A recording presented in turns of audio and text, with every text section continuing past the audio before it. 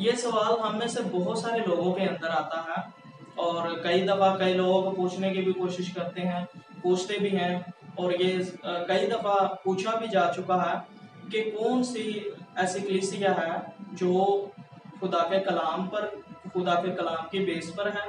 کیونکہ ویسے تو ہر کلیسیا یہی کہتی ہے کہ ہماری جو کلیسیا ہے یہ شروع سے ہے اور یہ کلام کی بیس پر ہے. لہٰذا میں کسی کلٹ کی بات نہیں کر رہا، میں ان کلیسیاؤں کی بات کر رہا ہوں جو مسیحیت کے اندر ہیں اور جو خدا کے کلام پر ایمان رکھتی ہیں اور بائبل مقدس کی بیس پر ہیں. اور یہ بات ہمارے اندر کہاں سے آتی ہے کہ خدا کی بادشاہی میں کون سی کلیسیا ہے جو جا سکتی ہے؟ یہ بات ہمارے اندر کہاں سے آتی ہے؟ ہمارے اندر بات یہ یہاں سے آتی ہے جو ہمارے اسلامی بھائی ہیں ان کے ذریعے سے ہمارے اندر آتی ہے، کیونکہ ان کے اندر ایک کنسیپٹ ہے کہ 72 فرقوں میں سے ایک فرقہ ایسا ہے جو کہ جنت میں جائے گا.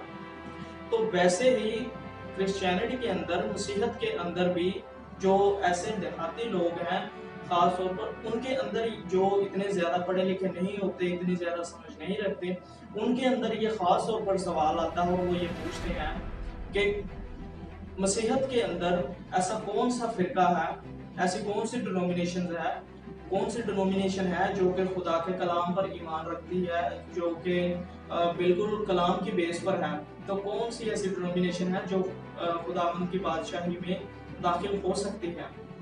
تو ہمیں کس کو فالو کرنا چاہیے، کس ڈینومینیشن کو فالو کرنا چاہیے؟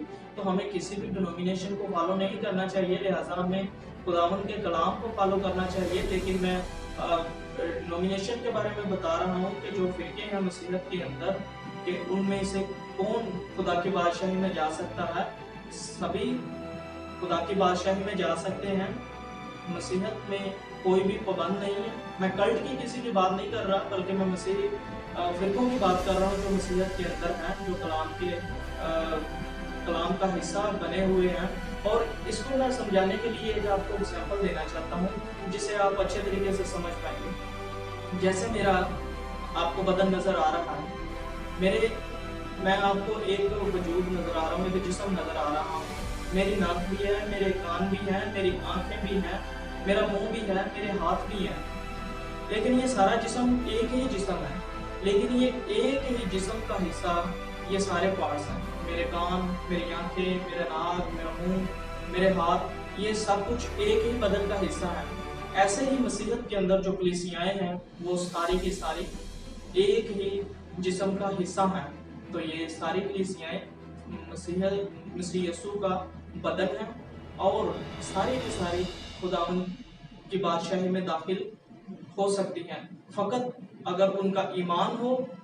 جو بھی انسان، چاہے وہ ضروری نہیں مسیحیت کے اندر کہ وہ یہی کلیسیائیں جو ہیں وہ خدا کے کلام پر ایمان رکھتی ہیں اور یہی ہمیشہ کی زندگی میں جا سکتی ہیں، خدا کی بادشاہی میں جا سکتی ہیں، بلکہ جو غیر مذہب کے اندر لوگ ہیں ان کے لیے بھی یہ راستہ کھلا ہے کہ وہ بھی خداوند یسوع مسیح پر ایمان لائیں اور ہمیشہ کی زندگی پائیں. کیونکہ آسمان کے تلے، زمین کے اوپر آدمیوں کو کوئی اور دوسرا نام نہیں بخشا گیا جس کے وسیلہ سے ہم نجات پا سکتے ہیں، اور وہ کوئی اور دوسرا نام نہیں ہے، وہ ایک ہی نام ہے اور وہ نام یسوع نام ہے جس کے وسیلہ سے ہم نجات پا سکتے ہیں. اور یہ صرف کسی ڈینومینیشن کے لیے نہیں، بلکہ یہ کسی اور آدمی کے لیے نہیں، کسی اور مذہب کے لیے، بلکہ پوری دنیا کے لیے یہ راستہ کھلا ہے کہ آپ کا ایمان خداوند یسوع مسیح پر ہونا چاہیے.